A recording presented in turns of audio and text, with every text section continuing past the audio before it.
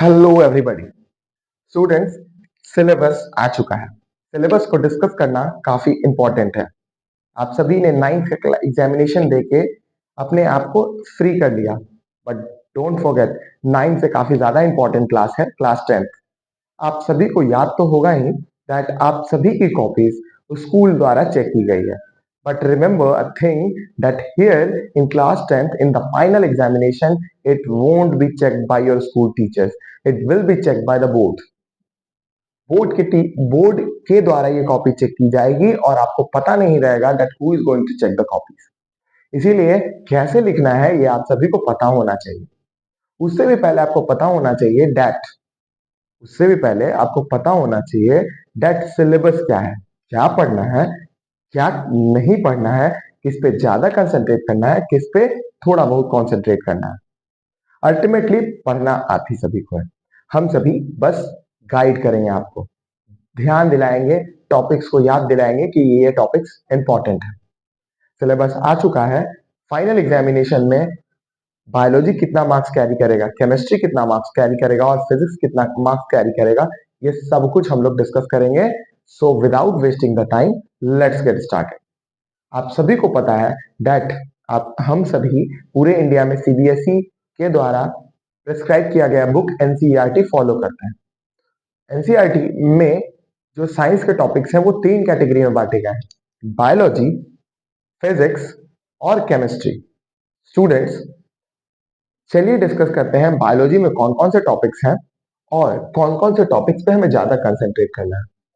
सबसे पहले बायोलॉजी की बात करें तो बायोलॉजी में टोटल 25 प्लस 5 30 मार्क्स का क्वेश्चन बनेगा। फिर से रिपीट कर देता हूं, बायोलॉजी में 25 प्लस 5 30 मार्क्स के क्वेश्चन आपके फाइनल एग्जामिनेशन में बनेंगे। 30 मार्क्स मतलब फाइनल एग्जामिनेशन में सबसे ज्यादा अगर कोई सब्जेक्ट मार्क्स कैरी करेगा तो it will be biology. Biology में जो सबसे पहला चैप्टर है वो लाइफ प्रोसेसेस है। लाइफ प्रोसेसेस की बात करें तो ये अकेला बड़ा चैप्टर है, बहुत बड़ा चैप्टर है, क्योंकि इसमें 4 बड़े बड़े टॉपिक्स हैं। जैसे कि न्यूट्रिशन अपने आप में बड़ा टॉपिक है जिसको आप बचपन से पढ़ते आ रहे हो, यहाँ डिटेल में पढ़ोगे। रेस्पिरेशन, ट्रांसपोर्टेशन, रेस्पिरेशन आप समझते हो, ट्रांसपोर्टेशन हमारे ब्लड सर्कुलेशन, एक्सक्रीशन मतलब हमारे शरीर के द्वारा एक्सक्रीट किया गया वेस्ट प्रोडक्ट। तो इन सभी को मिला के अकेला बनता है लाइफ प्रोसेस, जो कहता है जिंदा रहने के लिए, सर्वाइवल रहने के लिए, करने के लिए कौन कौन से प्रोसेसेस जरूरी है। तो ये एक बड़ा चैप्टर है, इसको आपको अच्छा खासा टाइम देना चाहिए। बोर्ड पॉइंट ऑफ व्यू से तो इंपॉर्टेंट है ही, जनरल लाइफ के पर्सपेक्टिव से भी इंपॉर्टेंट है। आपको पता चलेगा कि हमारा शरीर किस तरीके से वर्क करता है by reading this chapter. NCERT में ये चैप्टर नंबर 5 है। मजे की बात यह है कि न्यूट्रिशन में डाइजेशन आएगा, उसमें डायग्राम पे ध्यान दीजिएगा। फिर रेस्पिरेशन में लंग्स, ह्यूमन रेस्पिरेटरी सिस्टम का डायग्राम आएगा। ट्रांसपोर्टेशन में सर्कुलेटरी सिस्टम का डायग्राम आएगा। एक्सक्रीशन में एक्सक्रीटरी सिस्टम का डायग्राम आएगा। तो क्यों ना डायग्राम पे ज्यादा ध्यान दिया जाए। और वैसे भी मेरा कहना होता है बायोलॉजी मीन्स डायग्राम। अगर आपका डायग्राम क्लियर है तो आपको चैप्टर समझने में कोई दिक्कत नहीं होगा। तो इस क्लास में आप खास ध्यान रखिएगा, if you want to understand biology then you have to draw the diagram and you have to learn the diagram. Diagram काफी इंपॉर्टेंट रहने वाला है इस क्लास में। अगला चैप्टर आ जाता है बायोलॉजी का दूसरा चैप्टर, एनसीईआरटी का छठा 6th chapter, it is control and coordination. हमारा शरीर किस तरीके से वर्क करता है, हमारा शरीर एक हमारे शरीर में सिग्नल्स कैसे कैरी होते हैं, सिग्नल्स कैसे कैरी किए जाते हैं। We will be reading this topics in control and coordination. न सिर्फ ह्यूमंस की बात करेंगे, एनिमल्स की बात करेंगे, बल्कि प्लांट्स में भी ये कैसे वर्क करता है we are going to read. So nervous system के बारे में समझना है तो ये चैप्टर इंपॉर्टेंट होगा। सो न सिर्फ एग्जामिनेशन पॉइंट ऑफ व्यू से, जनरल लाइफ के पर्सपेक्टिव से भी ये चैप्टर इंपॉर्टेंट है। आते हैं chapter 7 of NCERT and biology का तीसरा चैप्टर, रिप्रोडक्शन। रिप्रोडक्शन आप क्लास 8 में आपने लास्ट टाइम पढ़ा था और यहाँ दोबारा हम लोग रिप्रोडक्शन पढ़ेंगे, but here we will be reading reproduction in detail. Class 7 में आपने एसेक्सुअल रिप्रोडक्शन पढ़ा था, क्लास 8 में आपने सेक्सुअल रिप्रोडक्शन पढ़ा था, और यहाँ पे हम लोग सेक्सुअल एसेक्सुअल दोनों काफी डिटेल में पढ़ेंगे। ये तो एग्जामिनेशन पॉइंट ऑफ व्यू से इंपॉर्टेंट है ही, जनरल लाइफ के पर्सपेक्टिव से भी काफी इंपॉर्टेंट चैप्टर है, तो इसको डिटेल में अच्छे से लाइन बाय लाइन समझ समझ के पढ़ना जरूरी है। इससे काफी क्वेश्चंस आते हैं बोर्ड्स में। और पिछले सालों से एवोल्यूशन टॉपिक इस चैप्टर से बार बार रिमूव कर दिया जा रहा है। तो चैप्टर 8 एनसीईआरटी का और बायोलॉजी का 1 2 3 4 चैप्टर, इसमें से एवोल्यूशन टॉपिक को काट दिया गया है। एवोल्यूशन टॉपिक नहीं आने वाला है, सिर्फ हेरिडिटी टॉपिक आएगा। तो चैप्टर काफी छोटा हो जाता है, ये काफी छोटा चैप्टर रहने वाला है आप सभी के लिए और समझने वाला चैप्टर है। तो इसको पढ़ने से आपको पता चलेगा दैट हमारे शरीर में हमारा आंख मम्मी से क्यों मिलता है, मेरा नाक पिताजी से क्यों मिलता है, मेरे शरीर में जो भी चीजें हैं जो मेरे पेरेंट्स से मिलती हैं, ऐसा क्यों हो रहा है कि मेरे पेरेंट्स की चीजें हमसे मिल रही हैं, मेरे फादर की चीजें हमसे मिल रही हैं। ये सभी चीजें हम लोग हेरिडिटी में पढ़ेंगे। आपने सुना तो होगा ही कि आपका आंख मम्मी से मिल रहा है, आपका स्किन कलर आपके पापा से मिल रहा है, आपका हाइट आपके पापा से मिल रहा है, ठीक है ना, आपका चेहरा का बनावट मम्मी से मिल रहा है। ये सब कुछ हम लोग पढ़ेंगे कि ऐसा क्यों हो रहा है और कैसे हो रहा है इन हेरिडिटी टॉपिक। तो बहुत इंटरेस्टिंग चैप्टर है ये भी। सारे चैप्टर्स मजेदार हैं अगर मन लगा के पढ़ा जाए। तो ये 1 2 3 4 चैप्टर्स को मिला के 25 नंबर बनते हैं। आवर एनवायरमेंट 5 नंबर अकेले कैरी करता है। आवर एनवायरमेंट 5 नंबर अकेले कैरी करता है। तो ये 4 चैप्टर्स आप स्ट्रॉन्ग कीजिएगा टू गेट 25 मार्क्स, और आवर एनवायरमेंट को आप पढ़िएगा टू गेट 5 मार्क्स। 5 मार्क्स के कंफर्म क्वेश्चन इससे रहेंगे। और बायोलॉजी यहाँ पे आके आपका समाप्त हो जाता है। फिर आप देख रहे होगे कि सर आपने नेचुरल रिसोर्सेज क्यों लिखा है। तो this natural resources is only for internal assessment. तो स्कूल के अंदर जो पीरियोडिक असेसमेंट होते हैं, सिर्फ ये उसमें पूछा जाएगा, ठीक है, इंटरनल असेसमेंट में पूछा जाएगा। ये फाइनल एग्जामिनेशन में बिल्कुल भी नहीं पूछा जाएगा। इससे प्रोजेक्ट्स वगैरह आपको मिलेंगे, ठीक है। चलो मूव करते हैं फिजिक्स की तरफ। और फिजिक्स में 2 ब्रांच हम लोगों को पढ़ना है। पहला हो जाता है इलेक्ट्रिसिटी का ब्रांच और दूसरा हो जाता है लाइट यानी कि ऑप्टिक्स। तो अगर हम इलेक्ट्रिक करंट की बात करें तो इलेक्ट्रिक करंट चैप्टर 11 हो जाता है एनसीईआरटी का, फिजिक्स का पहला चैप्टर एक तरीके से। एनसीईआरटी में ये मेंशन्ड है और एनसीईआरटी का न्यूमेरिकल्स इस चैप्टर का काफी इंपॉर्टेंट रहने वाला है। तो ध्यान दीजिएगा, electric current is important chapter. इसमें हम लोग करंट के बारे में जानेंगे, पैरेलल सीरीज कॉम्बिनेशन जानेंगे, फिर joules law of heating effect जानेंगे। ये सब कुछ जानेंगे इस चैप्टर में और इसमें से कुछ कट नहीं हुआ है। अगला चैप्टर है चैप्टर 12 एनसीईआरटी बुक से और फिजिक्स का दूसरा chapter magnetic effect of electric current. Magnetic effect of electric current में मैं बता दूं कि जनरेटर काट दिया गया है, जनरेटर नहीं आएगा। जनरेटर से related Fleming's right hand rule वो भी काट दिया गया है, ठीक है। मोटर का फ्लेमिंग्स लेफ्ट हैंड रूल हम सभी को पढ़ना है। तो इसमें कुछ टॉपिक्स कट हुए हैं, लेकिन ओवरऑल एसी डीसी तक, alternating current and direct current तक हम सभी को इसको पढ़ना है। ये काफी इंटरेस्टिंग चैप्टर है। Magnetic effect of electric current अपना अलग अलग इफेक्ट दिखाता है, जैसे कि केमिकल इफेक्ट जो कि हम लोगों ने छोटे क्लास में पढ़ लिया, उसके बाद हीटिंग इफेक्ट जो कि इस चैप्टर में हम लोग पढ़ेंगे, और 12 है अपना मैग्नेटिक इफेक्ट जो कि इस चैप्टर में पढ़ेंगे। लेकिन इसमें से लगभग 40% सिलेबस एक्सक्लूडेड है, हटा दिया गया है। हाउएवर हमको अल्टरनेटिंग करंट और डायरेक्ट करंट पढ़ना है।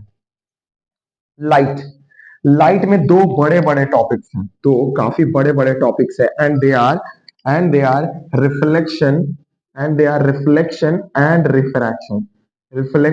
रिफ्रैक्शन। काफी इंपॉर्टेंट टॉपिक और काफी बड़ा टॉपिक।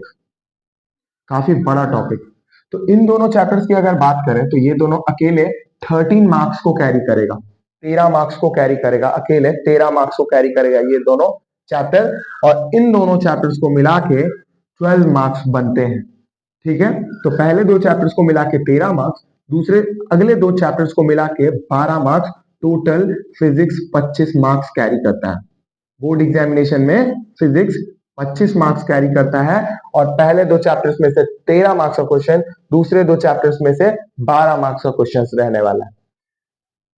लाइट में दो बड़े बड़े टॉपिक्स रिफ्लेक्शन और रिफ्रैक्शन हम लोगों को पढ़ने हैं, बहुत इंपॉर्टेंट है और क्लास 12th में ये सभी टॉपिक्स रिपीट होते हैं, तो क्यों ना इसको अच्छा से पढ़ा जाए अभी। Human I and the colourful world, human I and the colourful world काफी इंटरेस्टिंग चैप्टर है और इसमें से नॉमिनल सा रिडक्शन किया गया है। लास्ट का topic colour of sunrise and sunset को एक्सक्लूड किया गया है, तो बहुत छोटा टॉपिक है, कोई खास टॉपिक हटाया नहीं गया है कि सनसेट और सनराइज के दौरान कि सूरज का कलर किस तरीके का होता है उसके बारे में जो पढ़ना था उसको काट दिया गया है। ठीक है, उसको नहीं पढ़ना है, लेकिन मेरे हिसाब से पढ़ लेना, कोई बहुत बड़ा टॉपिक नहीं है, छोटा सा टॉपिक है एंड इट इज, ये पूरा का पूरा चैप्टर ही काफी छोटा है, सो इंटरेस्टिंगली हम सभी इसको पढ़ लेंगे। ठीक है ना, अगर वो टॉपिक से रिमूव्ड है, वो बोर्ड एग्जामिनेशन में नहीं आएगा। तो फिजिक्स पे ध्यान रखिएगा कि फिजिक्स बनाएंगे लेकिन न्यूमेरिकल्स पे जरूर ध्यान देंगे, क्योंकि फिजिक्स अगर समझना है तो न्यूमेरिकल्स आपको क्लियर होना चाहिए। अगर आपको न्यूमेरिकल्स क्लियर है, दैट मीन्स आप फिजिक्स समझ रहे हो, दैट मीन्स आप फिजिक्स समझ रहे हो। जिस तरीके से हम बायोलॉजी के लिए डायग्राम बोलते हैं, फिजिक्स के लिए मैं न्यूमेरिकल्स कहता हूँ। Numericals is very much important, very very much important. अगर न्यूमेरिकल्स क्लियर है तो सारे चैप्टर्स आप सभी को क्लियर होंगे। और आपको मैं बता दूं, 11th में आप बायोलॉजी स्ट्रीम से आगे बढ़ो या फिर मैथमेटिक्स स्ट्रीम से आगे बढ़ो, you have to read physics. आपको फिजिक्स आना चाहिए, physics is very much important topic. NDA में जाना है, जेई में जाना है, नीट क्वालिफाई करना है, पायलट बनना है, इन सभी के लिए फिजिक्स को काफी वेटेज दिया जाता है। तो फिजिक्स आप सिर्फ और सिर्फ एग्जामिनेशन पॉइंट ऑफ व्यू से नहीं पढ़िएगा, कॉम्पिटिटिव पॉइंट ऑफ व्यू से पढ़िएगा। Let's move to chemistry. Chemistry one of the scoring subject, easy रहने वाला है, बायोलॉजी और फिजिक्स के कंपैरिजन में इजी रहने वाला है केमिस्ट्री, और केमिस्ट्री कैरी कर रहा है 25 मार्क्स। 25 25 50 और 30 80 मार्क्स, 80 मार्क्स का पेपर होने वाला है, तो 25 मार्क्स अकेले केमिस्ट्री कैरी करेगा। केमिस्ट्री का जो फर्स्ट चैप्टर है वो एनसीईआरटी बुक का भी फर्स्ट चैप्टर है and it is chemical reactions and equation. Chemical reactions and equation का कुछ खास बड़ा चैप्टर नहीं है, छोटा चैप्टर है और इसको आप बहुत अच्छे से पढ़िएगा। इसमें यूज केमिकल रिएक्शंस पढ़ाते समय जो यूज किए जाएंगे रिएक्शंस, उन रिएक्शंस को अच्छे से पढ़िएगा, क्योंकि वो सारे रिएक्शंस कहीं ना कहीं एसिड बेसिस में एंड सॉल्ट चैप्टर में यूज होंगे और metals and non metals chapter में यूज होंगे। ठीक है, अब एसिड बेसिस एंड सॉल्ट की अगर हम बात करें तो एसिड बेसिस एंड सॉल्ट में हम लोग जानेंगे कि एसिड किस तरीके से बिहेव करता है, उसका फिजिकल कैरेक्टरिस्टिक्स क्या है, केमिकल कैरेक्टरिस्टिक्स क्या है, वो सब कुछ हम लोग डिस्कस करेंगे in acid basis and salt chapter. Base का भी केमिकल प्रॉपर्टीज फिजिकल प्रॉपर्टीज देखेंगे, रिएक्शंस देखेंगे, तो उसी तरीके से सॉल्ट में हम लोग देखेंगे कि सॉल्ट को बनाने के अलग अलग तरीके क्या है। ठीक है ना, एक तो न्यूट्रलाइजेशन रिएक्शन है और भी बहुत सारे तरीके हैं, उन सभी को हम लोग डिस्कस करने वाले हैं acid basis and salt chapter में, जो कि एक इंपॉर्टेंट चैप्टर है, थोड़ा बड़ा चैप्टर है। रिमेंबर, जो रिएक्शंस यहाँ पे पढ़ाए जाएंगे वो यहाँ भी यूज होंगे, जो रिएक्शंस यहाँ पढ़ाए जाएंगे वो यहाँ भी यूज होंगे। मेटल्स एंड नॉन मेटल्स, हम लोग पहले से भी मेटल्स और एंड नॉन मेटल्स को हम लोगों ने पढ़ रखा है, लेकिन मेटल्स और नॉन मेटल्स को यहाँ डिटेल में डिस्कस करेंगे, not only with physical properties as well as the chemical properties and how metals and non metals react with other compounds. सब कुछ जानेंगे metals and non metals topic में, ये काफी इंपॉर्टेंट चैप्टर रहने वाला है। तो मेरे हिसाब से ये तीनों चैप्टर एक यूनिट की तरह बिहेव करता है और रिएक्शंस बेस्ड होता है, खूब रिएक्शन इसमें पढ़ना है। तो again I am telling you कि जिस तरीके से बायोलॉजी में डायग्राम इंपॉर्टेंट है, फिजिक्स में न्यूमेरिकल इंपॉर्टेंट है, केमिस्ट्री में रिएक्शंस इंपॉर्टेंट है। If you are reading and solving the reactions, that means you are understanding chemistry, इसका मतलब केमिस्ट्री पूरी तरीके से समझ रहे हो। Last but not the least, chapter 4 NCERT book का केमिस्ट्री का भी chapter 4 carbon and its compound, organic chemistry. ठीक है ना, अब जैसे ही 11th में जाओगे केमिस्ट्री को तीन भागों में बांटा जाएगा, physical, inorganic and organic chemistry. Organic chemistry वो केमिस्ट्री जहां पे हम लोग कार्बन और उससे रिलेटेड कंपाउंड्स के बारे में डिस्कस करते हैं, थोड़ा सा हल्का सा, थोड़ा सा इन सभी के कंपैरिजन में अलग रहने वाला ये चैप्टर, लेकिन मजा आएगा डिटेल में पढ़ोगे तो। इसको काफी स्ट्रॉन्ग कर लेना, क्योंकि 11th में जो 2 चैप्टर्स आने वाले हैं, हाइड्रोकार्बन्स एंड ऑर्गेनिक केमिस्ट्री, उसमें इसी का रोल है। तो अगर ये आपका क्लियर रहेगा तो 11th में आप सभी को काफी आसानी होगी, और एग्जामिनेशन पॉइंट ऑफ व्यू से तो ये इंपॉर्टेंट है ही। ठीक है, तो this is the reason I am telling you कि इस चैप्टर पे थोड़ा ध्यान दीजिएगा ज्यादा। हाउएवर ये सभी को मिला के 25 मार्क्स के क्वेश्चन बनते हैं। आप सोच रहे होंगे पीरियोडिक क्लासिफिकेशन लिखा हुआ है, पिछले सालों से पीरियोडिक क्लासिफिकेशन को बार बार रिमूव कर दिया जा रहा है, और इस साल भी सॉरी इस टॉपिक को रिमूव किया गया है। तो ये था एक overview class 10th NCERT book syllabus 2024 और 25 का। इन सभी को पढ़ना है, न सिर्फ पढ़ना है बल्कि समझ समझ के पढ़ना है आगे आने वाले क्लासेस के लिए। और आगे आने वाले क्लासेस की बात मैं नहीं कर रहा हूँ, जनरल साइंस से एक टॉपिक बनता है जनरल कंपटीशन में, और जनरल साइंस में ये सारी चीजें पूछी जाती हैं। तो आगे चूंकि कॉम्पिटिटिव एग्जाम्स में ये सब चीजें पूछी ही जाएंगी, तो क्यों ना इसको अभी से स्ट्रॉन्ग करके रखा जाए। तो सिर्फ बोर्ड पॉइंट ऑफ व्यू से नहीं पढ़ेंगे, हम लोग पढ़ेंगे ताकि ये हमारा नॉलेज बूस्ट हो। So this is the whole thing. अब बात करते हैं लिखेंगे कैसे, एग्जामिनेशन के पेपर में लिखा कैसे जाता है। मैं बता दूं कि सारे क्वेश्चंस, अगर जो भी आपके फाइनल एग्जामिनेशन में क्वेश्चंस आएंगे, अभी तो आपका पीरियोडिक असेसमेंट शुरू होगा, जैसे ही एक महीने कंप्लीट होगा आपके स्कूल में इंटरनल एग्जामिनेशंस होंगे, और इंटरनल एग्जामिनेशन से ही आपकी शुरुआत हो जाएगी। इंटरनल असेसमेंट की बात करते हैं, तो इंटरनल असेसमेंट 20 मार्क्स कैरी करेगा। इंटरनल असेसमेंट 20 मार्क्स कैरी करेगा। Internal assessment, project work, class में आपका परफॉर्मेंस, क्लास में आपका टीचर के प्रति रिस्पॉन्स, इन सभी को मिला के स्कूल के पास होते हैं 20 मार्क्स, टीचर्स के पास होते हैं 20 मार्क्स, और इन सभी को मिला के, थ्योरी को मिला के आपके पास होते हैं 80 मार्क्स। 80 मार्क्स, तो आपके हाथ में 80 मार्क्स है। 80 मार्क्स पे पूरा वर्क कीजिए, और 20 marks school teachers, practicals, internal assessment, उन सभी को इवेल्युएट करके 20 मार्क्स आपको दिए जाएंगे। तो प्रैक्टिकल्स भी इंपॉर्टेंट है, उस पर भी ध्यान दीजिएगा। जो भी आपके स्कूल में प्रैक्टिकल कराया जा रहा है वो भी इंपॉर्टेंट है। उन सभी के बेसिस पे, मतलब स्कूल में जो भी तुम्हारा परफॉर्मेंस है, ओवरऑल साल भर जो आपका परफॉर्मेंस रहा है, उसके बेसिस पे आपको 20 मार्क्स मिलेंगे। और 80 मार्क्स जो आपने पढ़ा है, जो आप उस 3 घंटे में, फाइनल एग्जामिनेशन में 3 घंटे में लिख के आओगे, वो 80 मार्क्स कैरी करेगा, और टोटल बन जाते हैं 100 मार्क्स।